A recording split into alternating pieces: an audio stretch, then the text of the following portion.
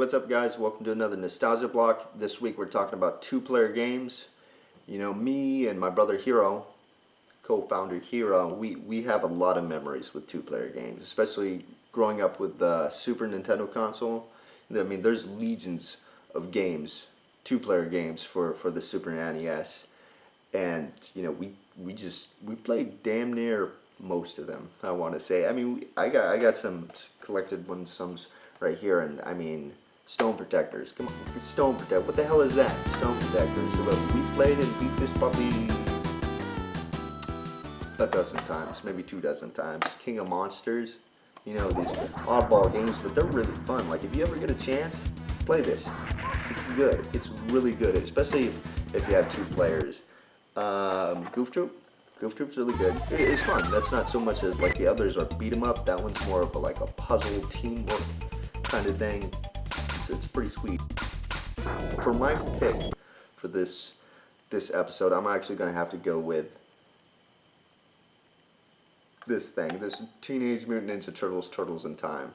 I'd have to pick that over the legions of others because of the fond memories, you know, playing with my brother. But before that, before we even had the game, there was the 90s TV show. If you grew up in the 90s as a kid, you watched this show. It was a really good cartoon. And then we had a bunch of action figures. Dozens of little Ninja Turtles and Shredders and Bebop and Rocksteady and all these little guys, and we'd make them fight. So yeah, we already had like a tie to the franchise before. Not to mention the movie. If you've seen the movie, you know it's like awesome, mind-blowing. It's a damn good movie. So going into this game, we already had, you know, a connection with the characters and with the world. So that made it so much better. But yeah, everything about this game was really good. The music, you know, the levels, there's a little bit of diversity. Like, there's a level sewer surfing where you're actually on little surfboards going through the sewer. Really cool. And then just all the characters, like the Rat King and Bebop, Rocksteady, Shredder, Krang. Basically, it's a beat 'em up, like most Super Nintendo games that were co-op, two-player they were beat 'em ups. But this had so much diversity that it was fun. I mean, me and my brother must have beat it more than 2 dozen times, maybe 50 times. It was just a solid game. At the end, when you beat it, you know, the turtles get together and there's a little cinematic scene where the turtles are all happy and there's this little groovy music in the background. And me and my brother would get up at that point and wiggle our butts. It's funny because we really would. And I think we stopped doing that after a while when we started to hit our teens. We stopped doing that for some reason. I don't know why. I mean, I kind of want to go back and play it just to do that, probably by myself, and then I wouldn't feel weird. I wouldn't feel weird at all. It was a good game, basically. So that would have to be my pick for this week. What's going on, everybody? Zach here. Hey, I want to apologize in advance for my voice. I am going through a little cold, but don't worry, I will get over it. And the nostalgia block must go on. Yay! So, anyway, you know, this week's question of a memorable two-player game was a hard one just because there's so many of them out there, and you know, it's hard to just kind of think about one. I mean, I know it's not your favorite, but it's still, you know, one that sticks out more. And one for me would be Metal Slug.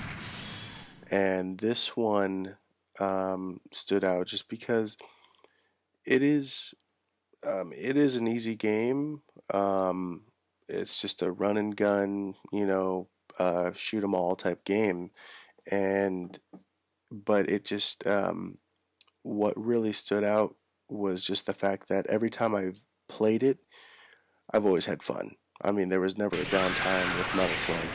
You know, you get those perks. You know, rescue the POWs, get the perks, and I mean, you're off shooting fireballs, you know, or missiles or rockets, you know, from your gun, and it's all around good fun, you know, and that's what it's all about. You know, you want to have fun with the game, and if you have somebody else there I mean, that's double fun, you know, and it is fun on a console, but from what I understand and from what I have personally gone through, um, the way to go through it or the way to experience the game would actually be through, you know, an arcade version. So that that way, you know, you're both there, you're both, you know, hitting the buttons, you know, trying to exterminate all the enemies, and it just those are the memorable times for me, you know, in the arcade, just having fun, you know, and if you're there long enough, you know, you might get noticed from other people, and they might gather around, you know, and pretty soon you'll have a nice group around you. but um, but anyway, so that's kind of my memorable two-player game right there, Metal Slug. One of my memorable two-player games from my childhood would have to be Joe and Mac for the Super Nintendo. It was this game where you played as these cavemen and you would just battle rival clansmen and eventually dinosaurs. Uh, I used to play it all the time as a kid with my brother, but we never actually owned it. We would always go to Blockbuster and rent it back when Blockbuster was a thing.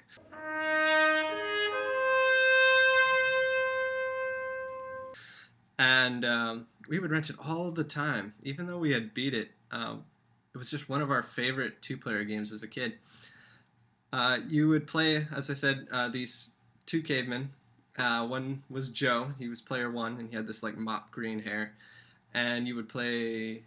The second player would play as Mac, and in my opinion, he had slightly cooler aesthetics. He had like this slick back blue hair, and you would just go through these various terrains typical of old school games, and you would just beat up the enemies with your club, and eventually get to the end of the level and face a boss.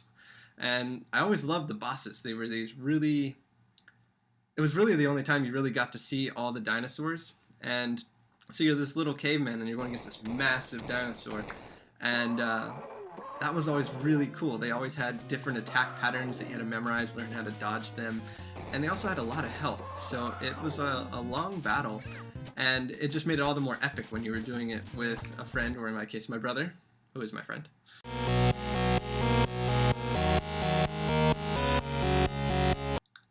There's not much of a story, except that something's making these dinosaurs go crazy, and you're trying to save the women of your tribe. And I already mentioned that I love the boss battles, but one of my favorite things about them, other than everything I've already said, is that the game tracks who does the most damage to a boss between the two players, and whoever does the most damage gets to rescue the woman that was captured by the dinosaur, and the woman comes up and gives that player a kiss, and the other one is all sour and sad.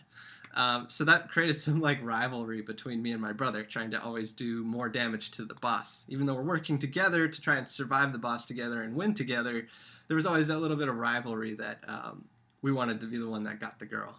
The game was really charming. It also had an epic final boss, which was a devil inside of a massive T-Rex at the end of the game. And that guy was super hard. He had multiple forms. And that was like an epic conclusion to the game. So for all these reasons, I love Joe and Mac. It'll always be one of my favorite two-player games.